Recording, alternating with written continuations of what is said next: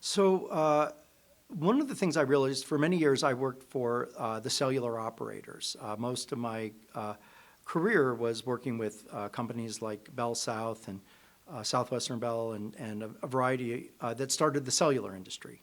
Today we know them as AT&T and Verizon, but in the days when I started working out, these were cellular systems that mostly business folks were using the phones. This was in the early 1990s. And the business really was focused on very high-end users.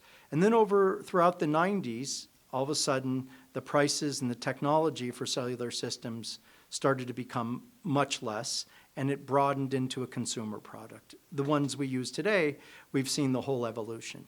Well, around the early 2000s, I started to notice that there was a new thing emerging, which was the ability to do private data networks, wireless networks, for mission-critical businesses.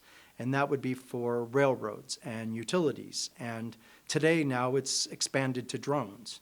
So the idea was there are all these applications where it's dangerous to put them on a cellular network because we're all sharing that capacity. And then with these applications, you would need the ability to control the data under your own purview.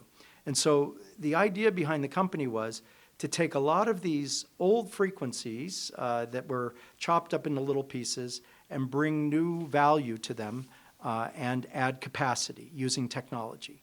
And that's how the CTO and I, back in 2006, the original ideas and patents were focused on.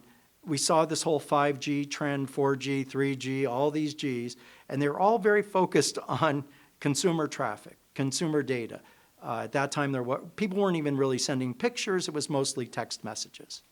But I thought, well, there's going to be similar need over time for these other critical networks to control trains, to control mission-critical grids.